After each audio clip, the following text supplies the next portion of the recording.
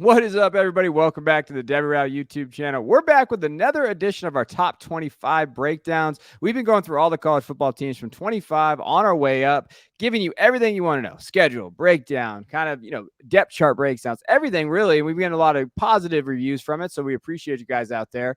Today, we are going to Texas A&M Aggieville. What can we expect from the 2023 team?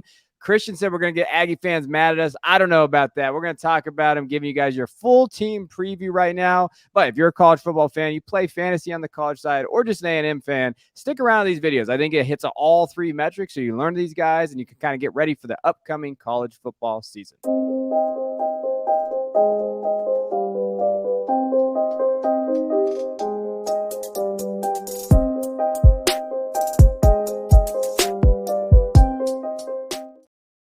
Let's get into it. Let's talk about it, and let's kind of talk about overall what that team was last year, though. So in 2022, they had high expectations. They came in with one of the highest rated, recruiting classes of their school history. They came in with really high expectations. They started number 6 in the country.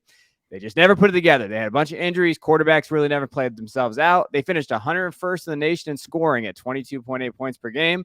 They lost 5 games by 6 points or less. So there is some outlier there. So just understand that. They finished 5-7. The first losing season they've had since 2009. And we're going to get into kind of the specifics on their offense and defensive struggles, but that was not what they needed to be. And Jimbo's on the hot seat. If you're talking about a top 5, one of these top 5 hottest seats out there, Jimbo's on there. He's got an $80 million buyout though out there. So we all know that about Jimbo in there. But he did bring in Bobby Petrino as his offensive coordinator, and that is just great material for us content creators. And we're talking about college football. Bringing in Bobby, who is a great play caller. I'm not going to sit here and say he's not. He is a good play caller. He just got some off-field stuff there. But they bring some guys back. We're going to get into them. So let's talk about that offensive line. Yeah, so 4 out of the 5 starters are returning this year, and Bryce Foster played over 200 snaps. But I think, one thing we've talked about with these top 25 countdowns is, consistency from year to year is a good thing. This group was really not good last year, and so you're hoping some of these guys take steps forward. I think Ruben Fothery, the second, is that one guy that your right side is protected. There are a lot of question marks. There were some good play from some of these guys at times, but we'll talk about the impact players. Nothing matters if these guys don't step up. They do have some guys pushing them. There's a transfer that's come in that could push for a spot on this offensive line if they underperform. But we talked about it pre-show. This team doesn't have a ton of depth, and so they really need this starting unit, these 5 guys, to be a lot better this year. Yeah, they highlighted a couple guys. They said Layden Robinson and, Trey Zune, they got to be really good in terms of they got to come back here. I think getting Bryce Foster back from injury is going to be, can he solidify that line? I think that is the key. If these guys can stay healthy, but Bryce comes back from that injury, that's going to be huge for them. And I know they love Cam Dewberry. They've talked about him. They thought he played very good the last few games of the season last year. But like we talked about, when I was going through the breakdown of this, kind of doing all the background, they allowed the most pressures in college football last year. And I don't care what you have back there. You could have freaking, Caleb Williams back there. And if you allow the most pressures in college football in the SEC, you're in trouble. So that is, I think, the biggest takeaway from this offensive line. They've got to improve. I don't see the depth too much. They had some transfers that we got into, but again, they got to really improve there. This is their offense as a whole. What stands out to you? Connor Weigman, I think we saw flashes of a really, really good quarterback, and probably the best one that they've had here in a minute. But he has to take that next step. There were those flashes, but there was also some really, bad games and bad stretches of football. Evan Stewart, another year in the offense. I think that connection is going to be the key for this offense to go. Moose Muhammad's one of those guys that I think has been underrated. He's got some good film. I think he's a good football player and can really help open up this passing attack. The loss of Devon Achane is one thing I'm watching, though, because Amari Daniels, Le'Veon Moss, I think they're kind of excited about that group. I wouldn't be shocked if Ruben Owens works his way onto the field for meaningful snaps, by the end of the year. But yeah, this is why you have to have hope as an Aggies fan. I think is there are a lot of dudes on this offense that I think can be very talented. It's just they need to prove it on the field this year. Yeah, I thought Connor. Yeah, I like Connor a little bit more. Before he came into Texas A&M last year as a freshman, I flirted with him as my quarterback one, just kind of right there with Aller. Like I thought they were very close. And he came out at 8 touchdowns, no interceptions. I will say this though, interceptable balls, he had a few of those because this kid is not afraid to just wing it. Like this kid had some 50-50 balls that definitely went his way. But you saw that against. I thought Ole Miss was his best game. I don't think he was as efficient, but you did see the 4 touchdowns, over 300 yards. But then, with the Auburn game, he flips around, had 14 for 36, and just did not look good. They lost 13-10 to Auburn, which is a game you can't lose to Auburn last year because they were worse offensively than Texas A&M, really. Like they had the struggle there. Yeah, to your point, I think this running back room, like we're going to get into, I think it's very solid there. I will say the name to watch. This is what everybody keeps telling me. Noah Thomas. He won the spring award. So they gave the spring offensive player of the year award or whatever for their football program. Noah Thomas got that. He's probably going to start at maybe Z, kind of in that area, with Moose kind of maybe moving around a little bit. They love Noah Thomas. And I will say, just from everything that I read and heard about it in the spring, he was making noise out there, and Petrino really likes this kid. Yeah, and I actually heard the same about Donovan Green as that tight end that kind of stepped up and stood out among his peers. Him, Jake Johnson, and Theodore Orstrom all came in together. But Donovan Green certainly separated himself. I'm excited to see the development of this offense. I think Petrino is a really good thing for this offense, off-field stuff aside. But I just think they need a little bit more life. I think Jimbo's play calling got a bit stale. Once again, it all comes back to the offensive line, but I mean, this is the group that excites me for sure. Notable losses: Devon Shane, LJ Johnson. I guess we could say notable. Recruiting pedigree notable. He left. And then Matthew Wyckoff. Yeah, those three are the big ones. I think Chain is the biggest one. I mean, this dude's a dog. Last year he showed out. He showed a lot of heart, kind of sticking with this team, even though they were 5-7, and played pretty much down a stretch. He was one of their best players when he wasn't injured. How do you think that? Let's talk about that running back room. With these running back losses, how do you feel like they're going to attack that running back room? I think Amari Daniels gets the first shot. I'm not a huge Le'Veon Moss fan. So I think like there is an opportunity for Ruben Owens to be that like second guy. And like I said, I mean, from a talent perspective, Ruben Owens should just work his way onto the field by the end of the year. I think he's the most talented guy here. I think if they're winning football games, it will be because one of those guys does step up and becomes very impactful. So yeah, I mean, I do like Daniels.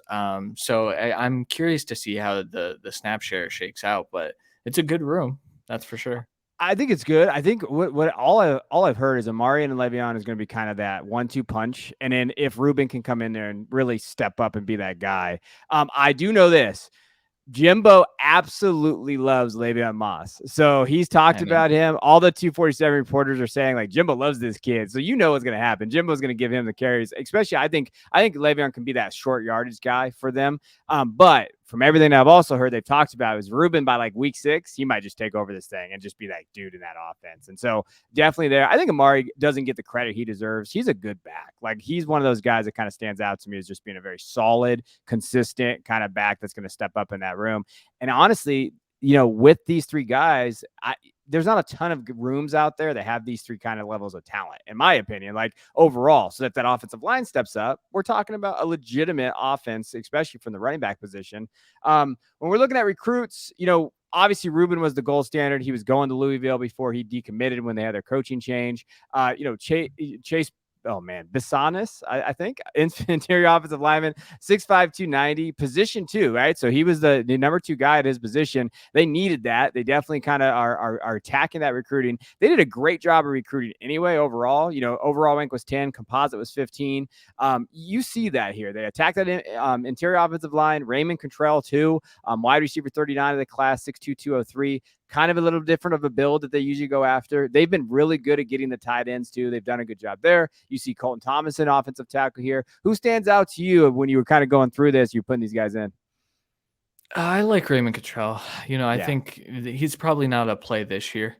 I think, that wide receiver room is good enough where he's probably not going to have a huge role, but, he could be a couple injuries away. They seem to like Micah Tease at wide receiver as well. So that's a fun one. Did you study Marcel Reed heading into this offseason? A little bit, but not like enough to sit here and say like he's this guy. Like I do know that like when you're sitting at him, he was quarterback 20.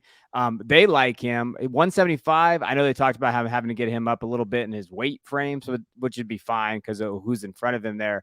But I do like him in Petrino's offense. I'm not gonna lie, like he fits Bobby Petrino's system.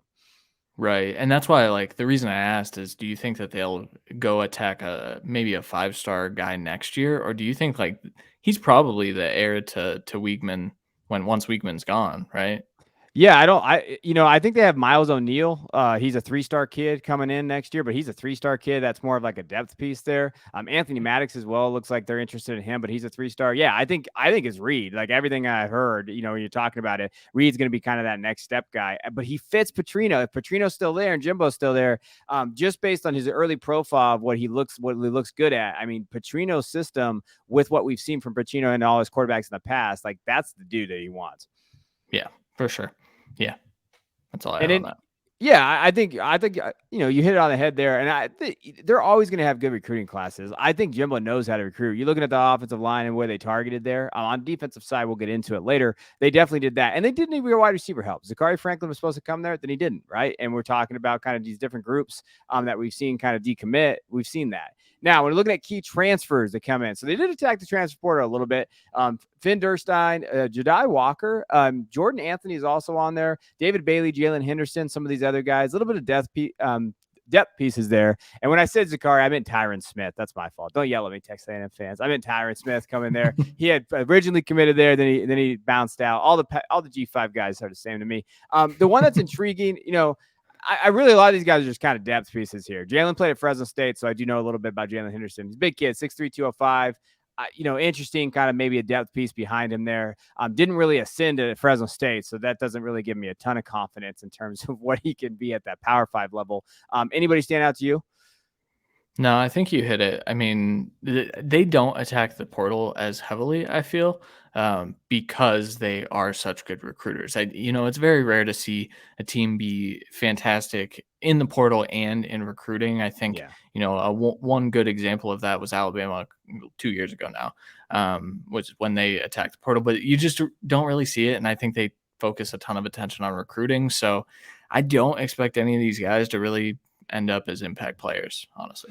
Jordan Anthony, we didn't put him on here, but he's a former 4-star kid coming from Kentucky. I don't know. They need wide receiver, maybe a little bit of depth in there if he can get into that. But let's get into our impact players here. And you know who I'm going to talk about. Evan Stewart, baby. I'm going Evan Stewart. That's my guy. He was Christian, my guy. He were a wide receiver one for us before even last year. We were not on the Luther Burden train. We were on the Evan Stewart train. To me, I had a lofty comp for him. I know that his size doesn't necessarily dictate this comp, but I don't care because this is just reckless abandonment here for me. I see Jamar Chase in him a little bit. Like his ability 50-50 balls, goes up and gets that attitude. He can play. I don't think necessarily he's not as big. He'll never be as big as Jamar.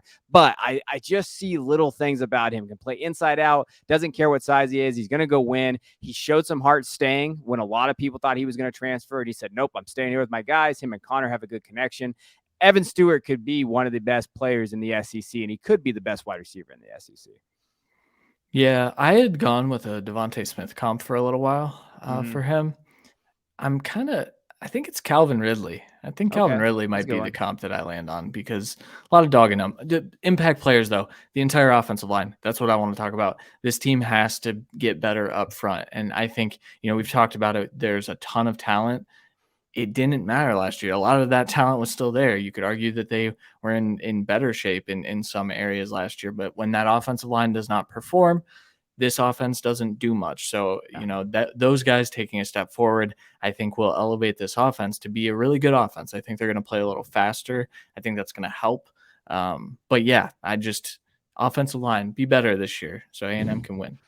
You got to be better. All right, let's get over the defensive side of the ball. So like I mentioned, defense struggled a little bit when we talked about kind of, that area. DJ Durkin's he's got some work to do over there.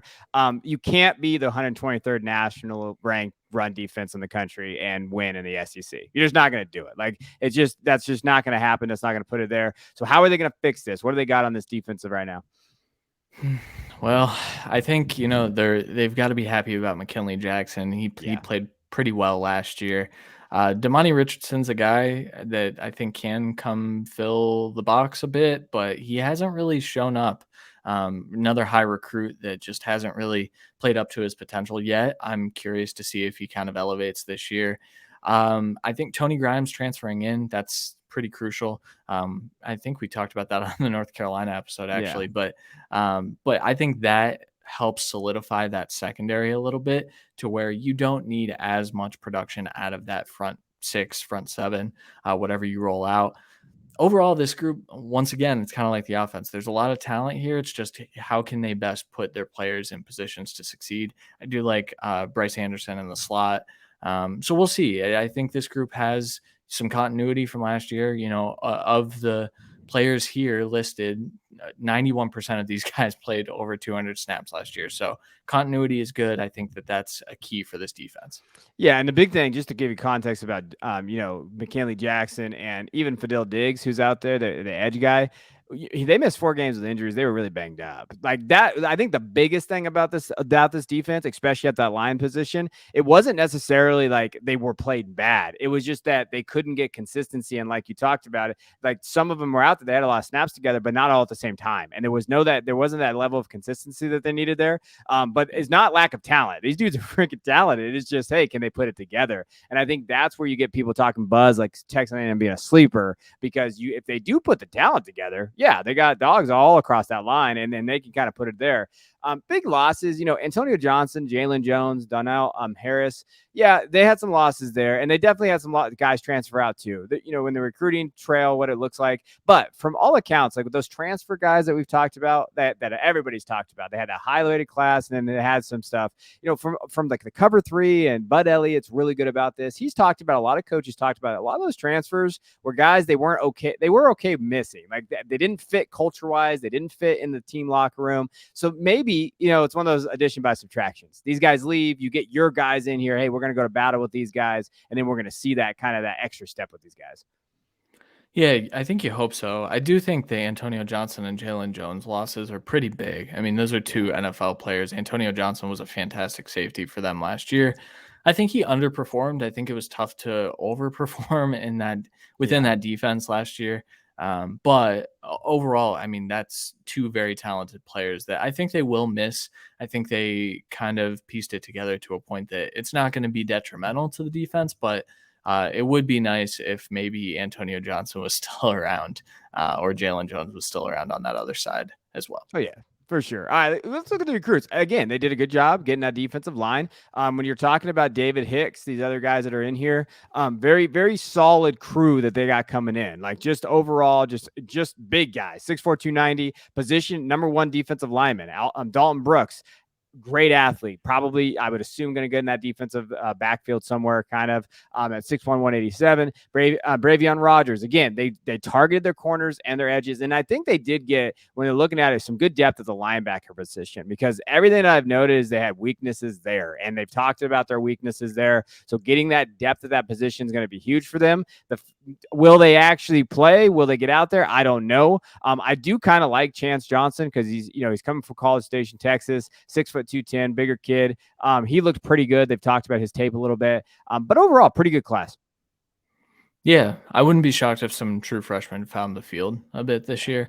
David Hicks, especially. I mean, it goes without saying, but all of the big schools were after him. Alabama, I think LSU was in on him as well. So choosing Texas A&M after kind of that whole debacle with the big class last year and all those 5 stars, I think was saying something about the state of the program too. That it might not be as bad as some people made it seem last year and after last year. I mean, they knocked it out of the park. And if Hicks can give them something on that defensive line, now we're talking about, better run defense, which is exactly what they need. So they definitely did go there. Key transfers, again, I thought they did a better job on the transfer side for the defensive side. Tony Grimes is definitely a key one. We have Sam McCall up there, Josh DeBerry, Jerrington Davis. Thing about Tony Grimes, when we mentioned him earlier, that's why we didn't put him on here, is, North Carolina fans were kind of talking some crap on an episode with them, saying Tony Grimes wasn't very good. I think you guys are a little in your feels, because Tony Grimes is a pretty good cornerback. Like he can play a little bit. And this is exactly the kind of guy they need to step up. If Tony Grimes can go back to that 5-star level, and not be as inconsistent as maybe some people thought about, this A&M defense takes a step. And then you have Davis, who, is coming from Jackson State, could really kind of be that guy in that room that they need, kind of that strong in terms of just as a linebacker, but also that veteran presence. Yeah, it sounds like the coaches are pretty excited about Davis and Yeah. Grimes. The one thing about Grimes too is there were times at North Carolina where he just was not in the correct role, and Yeah. now I think they're going to put him in the correct role here with A&M. I think that that's going to really highlight his skills and his talent. And so, yeah, I mean, I think they did a much better job, like you said, on the defensive side in the transfer portal because I think that was necessary. I think true freshmen coming in and balling out on defense doesn't always happen, especially in the SEC. I think maybe a couple of these guys can, but I think they're going to lean on some of those transfers for that depth that they desperately need. Yeah, and Sam Call could come in and step up. Like he was a very sought after recruit and on transfer portal. So like, yeah, they did target that, and I think they were comfortable with their offensive side. So they were like, okay, we're gonna go get these transfers, kind of fill them in. Overall, impact players. You go. Tell me one of these guys. Who do you feel like you have? McKinley Jackson, Fidel Diggs, Walter Nolan, Damani Richardson. Where are you going with this one? So Fidel Diggs to me is the one. He generated a ton of pressures last year. Well, not a ton, but like a ton compared to his peers at Texas A&M. He had 24 last year. If he can transfer those into a few more sacks, I think you're looking at a better pass rush, which then inherently helps that secondary that we talked about. I think will be solid, but it also opens up those nose tackles to kind of stay put, and then the run game is a little bit better on defense. So I think Fidel Diggs can take that next step. I think, you get a little more sack production out of him, and you're looking at a much, much better defense. Yeah, the guy who stands out to me is Damani Richardson. I mean, they really need him. A fifth-year kid, obviously because of COVID, he's there. He was really productive last year. He had 73 tackles. He had 5 pass play breakups, and he wants to improve his status in the NFL if he can do that. But I think the thing with Richardson is he's going to provide them that veteran guy. He's been there a while, and he deserves to kind of go off on a win. In terms of a bowl win, get to a big bowl because of the level of play that he has. But he's kind of that leader in that backside of that defense. He's going to be able to step up for them. They're going to look for him. And I think the transfers that we talked about too, that leadership, I think, is something that this team has needed. They have a lot of these 5-star kids, these young kids on that line, and they have the talent, but you got to got dudes around them say, hey, this is what you have to do, and this is where you have to go. And I think Richardson can be that guy, give him that veteran presence back there. Also, I like Gilbert in the background. I just like the secondary. Give me Gilbert. He did well last year, 61 tackles, 2 interceptions. So that secondary's got to take a step. Now the guys that they had transfer in, I think their safeties are studly. If their cornerbacks step up to that level of play, you could talk about having one of the best secondaries in the SEC. Maybe. Don't want to throw it out too much. Well, and you're hitting it at the right time, right? Auburn Yeah. still doesn't have receivers. Alabama has a ton of questions at receiver. So if that secondary can kind of step up and take over games, I think you're looking at maybe an extra win or two, which is saying something. So yeah. Just saying something. At 5-7 last year, it's saying something. All right, let's get into their schedule. So let's take a look at this. Versus New Mexico. I hope it's a win. You should go ahead and take that one. At Miami is a huge game for both programs. That could be the biggest game for Mario Cristobal and Jimbo Fisher's career right now, like in terms of where they're at right now as coaches, because Cristobal came in, a lot of fanfare, got a big contract, fell on his face. Jimbo's had more success with Texas A&M, but he has not reached that level of expectations. And if you lose to Miami, now you're already getting people calling for your job. And so that's a huge game at Miami. Louisiana Monroe, Auburn, obviously Arkansas, Alabama, Tennessee. That's a stretch. Those the 4 games there. South Carolina, Ole Miss, Mississippi State, Abilene Christian. We got to love those games. Those cupcake games for the SEC. And then at LSU is the big game there. Overall, what stands out to you about the schedule? Miami or that stretch in the middle there? Even South Carolina or Ole Miss, or not something to seize that. Yeah, that stretch in the middle is really tough, man. Auburn, Arkansas, Alabama, Tennessee. I would include South Carolina. I think South Carolina is going to be a good football team. And then Ole Miss, which, we talked about the run defense and how bad it was last year. That's the team that's going to gash you. So you have quite a bit of time to figure it out. But and then Mississippi State, I think that's a good football team this year too. So it's not like they get out of the water completely. One game against Abilene Christian and then LSU, which I think is also a very tough game that I would probably pick LSU to win right now. Win total 7.5 or 8.5. Did you? 7.5. 7.5. Okay. Right now. That makes me feel more comfortable about hitting Yeah. the over. But man, it's a good line. I think that this is probably an 8 to 9 win team, which is a really big improvement from last year. I think this team is a lot better than last year, but I don't know, man. It's one of the tougher schedules that we've talked about yet, right? This is a tough schedule, but I'm smashing over 7.5. I think, and I don't know if Yeah. it's weird confidence, but I feel like that might be one of my favorite bets so far that we've talked about here. If they beat Miami, if they don't beat Miami, you're like sitting there like, I might be sweating. I'm gonna be sweating that Abilene Christian game a little bit. So I think if they can beat Miami there, they should go. They really should go into Alabama at 5-0. Like in my opinion, they should beat Auburn. Arkansas neutral always gonna be tough, and KJ Jefferson, everything is there.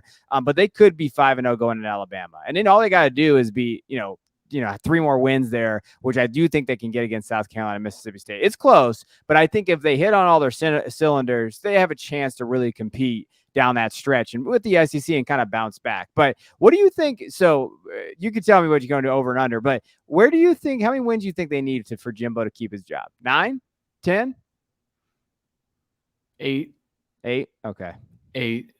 But I also, yeah, I'm taking the over on the 7.5 because I think, you go into that Alabama game at 5-0, maybe you drop it.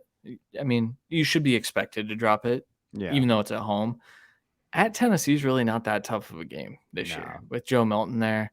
I guess it depends on if Nico's playing by then, which could be the case for sure. And that offense could open up a bit. But I think you're looking at 6-1, and then you have to win one of or two of the last few, and one's out Abilene Christian. So yeah, I mean, hit the over, and Jimbo keeps his job. I don't think they can get out of that contract, man. I think Jimbo's there no matter what.